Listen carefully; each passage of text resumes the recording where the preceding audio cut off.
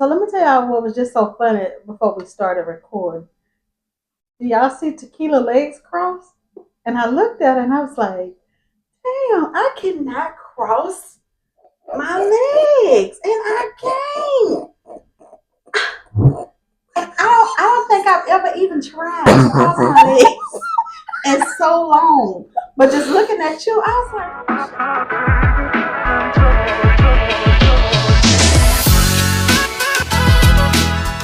welcome to another episode of Roger That Podcast. I'm your co-host Mary. I'm your co-host Tequila.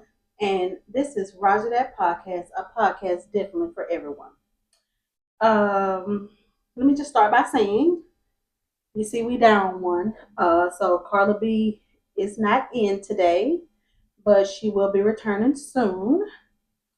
Yeah, so just need to clear that up. All right, well, we're on episode number 6. 6. Oh wow.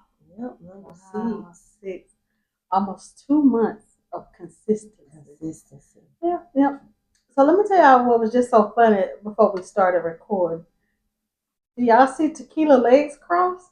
And I looked at it and I was like, damn, I cannot cross my legs. And I can't. I don't think I've ever even tried to cross my legs in so long. But just looking at you, I was like, oh, that shit look comfortable. Why she want to start so early, y'all? I can't do it. I cannot do it. So early. I know I ain't the only thick thighs. Shit, baby, them legs won't even. The one thing about it, thick thighs save life. Baby, I looked over there, I was like, that look comfortable, baby. These motherfuckers won't even. I can't cross nothing but my feet. That's it.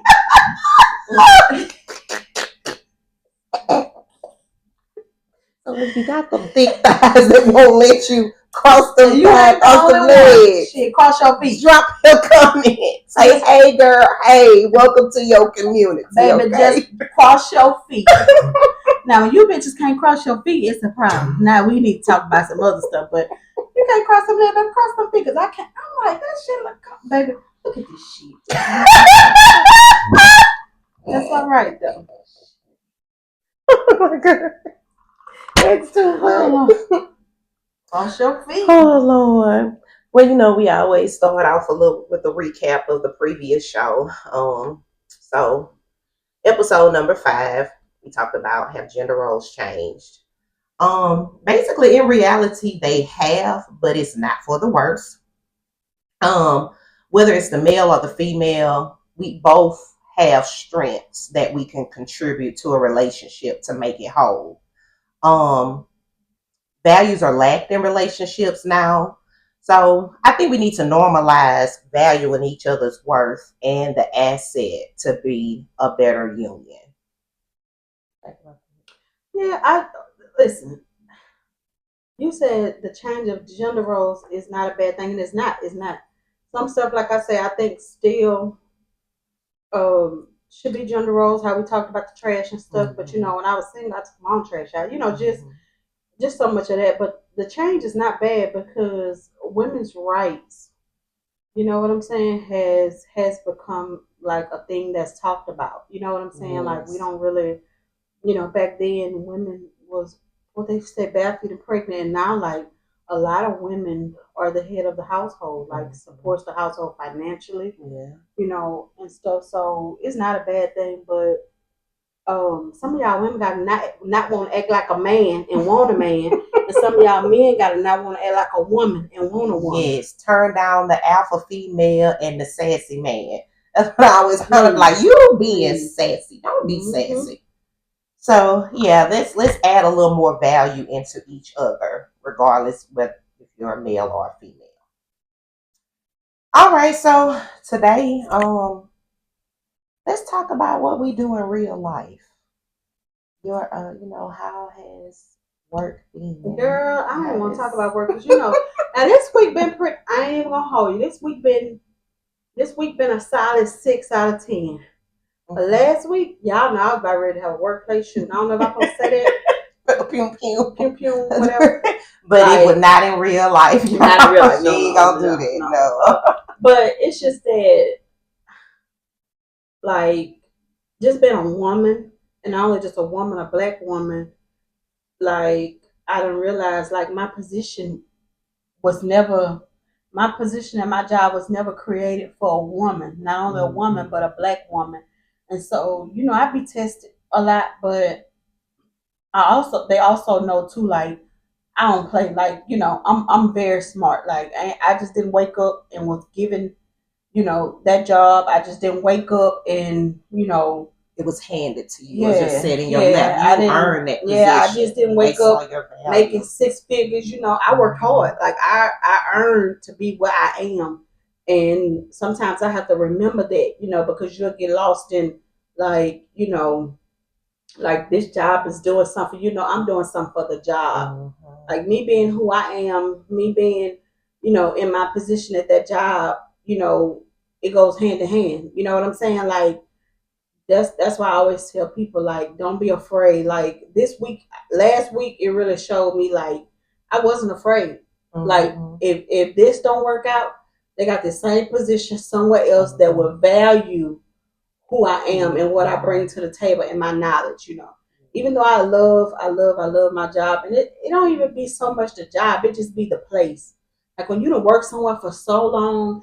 And every morning, every morning, you get to see the same people. You go through life with them. Like, I remember when you and your wife didn't have children, now y'all got 3 children. I feel like, I've been with y'all through every pregnancy, so that be the hardest part about moving on from a job, But a lot of people now, I don't think they see that side of a job. Like I think we were brought up in an era where that's what we saw when our parents went to work. When not just only our parents, but just say school teachers, your local mailman, your local delivery person, all the way down to the bread man. Like you had relationships and you knew them by name. They're gonna honk the horn at you. They're gonna knock on the door, let you know I'm here. You be like, oh, that's the so and so man, the insurance man.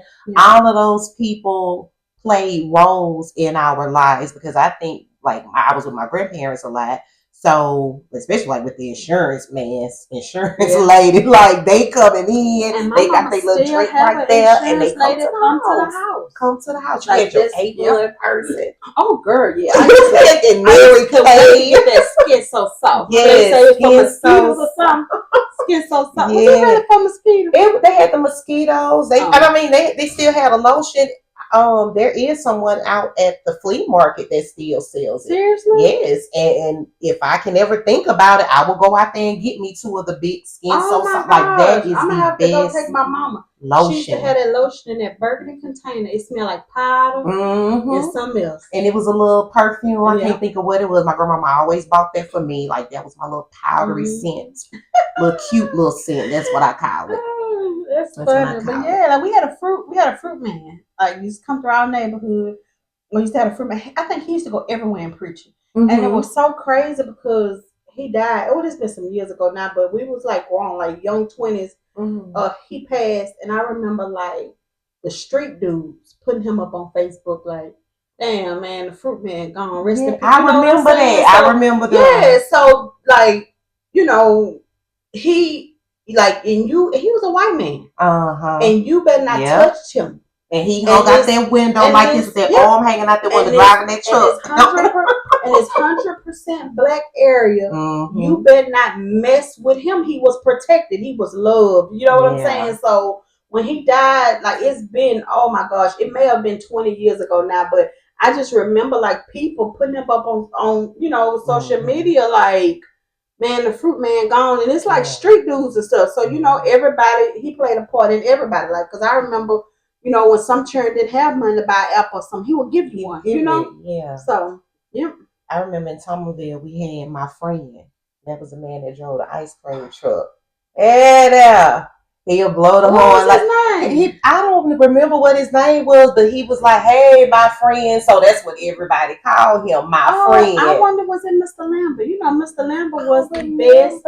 That was the best that was the best man on the ice cream truck from Trinity Garden. And I think I seen a post not long ago. and somebody was saying he was still doing the ice cream truck, and a parent was saying how he did something for Mr. Lambert. Oh, but he still, that was like that's the only one I knew. And then they had the young one with the Jerry curl, but I think he used to be trying to buy coochie off the ice cream truck. I'm gonna be honest with you. With the wet Jerry curl, I remember him. He just gave me pervert vibes. I think he used to be trying to buy coochie off the ice cream truck. Yeah. Yeah. But children these days don't have memories like that. They don't have people to remember and be like, oh, I remember he did. You know, that's why it's important to be a village. You know, for everybody, children. Like you ain't got to do something nice just because you don't know them and that's not your child. Like we in desperate times now. Everybody needs to wrap their arm around somebody. Yep. Everybody in every household. Everybody needs somebody. And even though it may seem as if we're jumping off subject, but everything that we just talked about, it does go hand in hand with the impact that you can play on somebody's life, and really don't know that you're playing that impact on their life. Because I talk to you in the mornings, and the way y'all are like a family, like and what we eating. I'm like, man, they make me so hungry. I want to get something. I get some. We're gonna make sure all of us got something to eat. Everybody got something to eat. Yes. Whatever she cooked the day before, she going to Costco, she going to Sam's, and that's her crew. She take care of her crew. And I know they value her as a person and for doing what she does for them. They show me every day. You never know that what somebody might even be going through on a day-to-day basis, but just coming to work and seeing Mary with her little sweet smile, and she's still gonna cuss you out in the same sentence like she got that sweet. She gonna be fussing.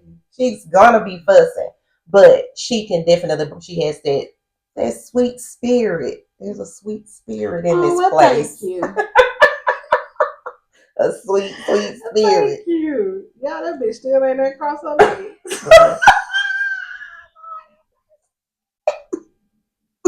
And speaking about the job, stop laughing.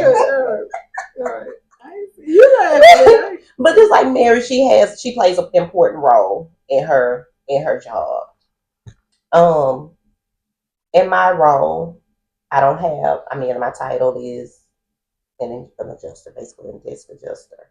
But I meet so many people every day. Not that I'm sitting in front of them, but I'm on the phone with them. And I can almost tell, like, before I call them, just by reading the note that they left for what they're calling in about or they submitted their claim for.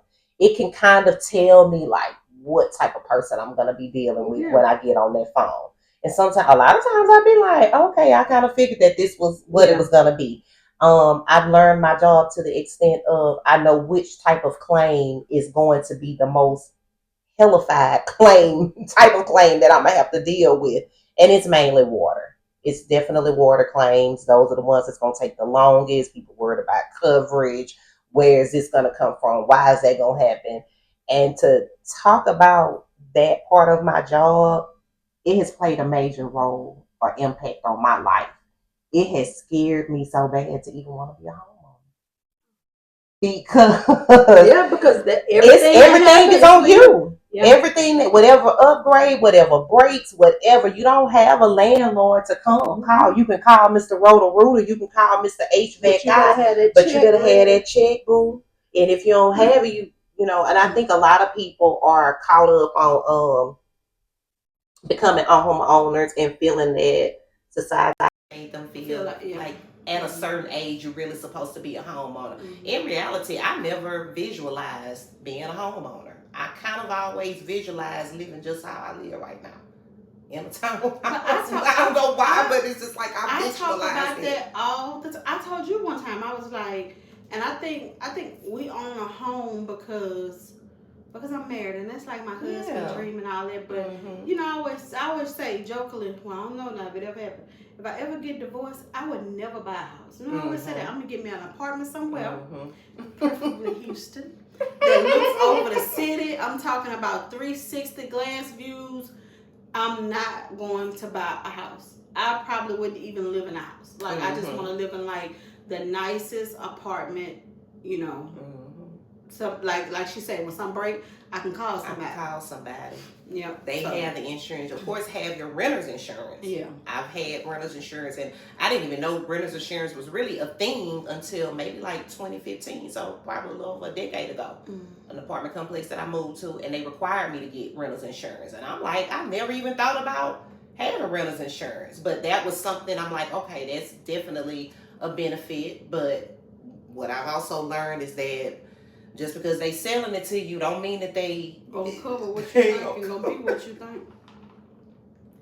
It's sad. I have a lot of sad cases and I feel sorry for them, but I take the heat off of it. Yeah. Like they gonna go off, and some of them say, I know it's not you. You're just doing your job. And I literally have a job where there's no go around. Yeah. If it's not set in stone in their policy, or if it's an exclusion in their policy, I can't help but you listen, out around.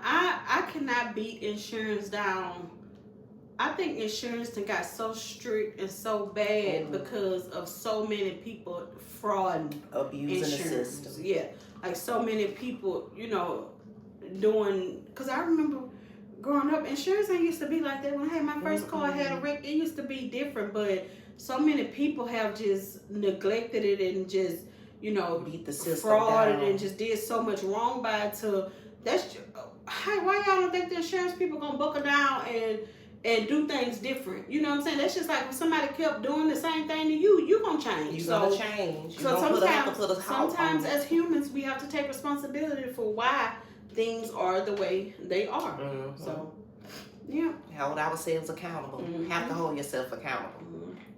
Most definitely do.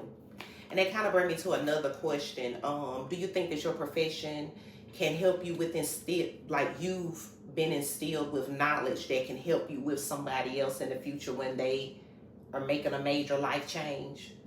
Oh yeah, most definitely, because I just listen, when I got this position, I wasn't even looking for it. But I prayed for it. And that's why I always tell people, be careful what you ask for. I prayed for the position, for a position like this, and then got to work one day and they was like, hey, you are now over this. You are in control and this is your new pay. You know what I mean? Literally, I went to bed just one day one day to the next, but that came off of two people watching. Yeah. It was just like a no-brainer. They, for them, I guess, because they watched, you know what I'm saying? So that's why I tell people too, when you want to grow in different stuff, you can't have that attitude of, that's not my job. I ain't doing that. And, and sometimes that is a good way to have, because people will abuse the situation. But sometimes, just when you want to go further, especially in the position you at, and okay, you can level up, you have to show. You have to perform like you want it. Show your highest level. You have to perform like you want it. Don't be no ass kisser. No. And don't make, some people try to be ass kissers and they make it the obvious and trying to point out what somebody is not doing to make them. We know I ain't. And then another thing too for bosses in positions, remember where you came from. I'm big on that. Like the people that work for me, I was once them. Yeah. You know what I'm saying? So I sympathize, and a lot of people be like, oh, you take up for them too much. No, I don't. Don't forget, where you came from. You know what I'm saying? Don't get a bigger position or a bigger pay and now you better and you bigger. And I'm telling you, they be like, why you even leave your office? I still go do everything around there I'm a regular, I'm still working. You know what I'm saying? I can't do that managerial, sit in the office behind the computer anyway all day, but I would still get out there and get dirty, every day. And they just be like, don't you got people for that? Nope. I got me. And then I learned too that when your people see you work like that, that make them want to work too. You know what I'm saying? For you. My boss gonna get down and she gonna. They follow. People will follow the lead. That's how children are. That's exactly how they are. That's how children are. They gonna follow the lead. If they see something being done continuously, and especially if it's a good impact and that good impact shows, people wanna latch on to that quality. Yeah. So, but yeah.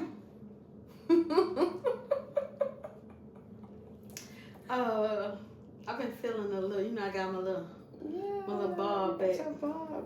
And when I went to work, let me tell you something. You can tell I work with majority of white men. They tell me, "Oh, did you get a haircut, baby? That wasn't my hair." But your hair grows like that. That ain't my hair. Oh, did you get a haircut? No, I took the needle and the thread out. She got a haircut though. She got a little trim. Yeah, I got a little trim, but it was like this before I wore the weave. Maybe they don't pay no attention to me, child. I don't know. But, so, we really finna hang out today, though. We finna hang out. We finna hang out. We finna do some things. I just want to say, like, I'm kind of excited for this podcast journey. You know what I'm saying? Like, I visualize us being in a place in a few years, and so I'm kind of, and I love other podcasters, and we still talked about we waiting on and they Poor Minds. We love y'all down. Love. So Drea, I mean, and 85 South Show. Y'all know I've been like Carlos my dog for some reason. Like that's my dog in the room when I'm sitting there like that's my homeboy for real. I'm like an 85 South Show. Like I'ma go. You come too close. I like they set up. They sitting in the trap. I like the trap house. I love 85 DC, bro. DC. But I love all of them. I love all of them. I do. But Poor Minds, they said May is when they're supposed to start. Okay. And they just got a email, like maybe 2 weeks ago that they were getting it together. So they should be dropping soon. But girl, we coming. We going to whatever city. Whatever. We coming to party and turn up and we ready. We might do us a little tour with y'all. Go to a couple stops with y'all. Yeah, we can do that. We ready. Yeah, we ready. But other than that, what else you had to talk about? Yeah, nothing else to talk about. Yeah, we about to go get us some good food. Yeah.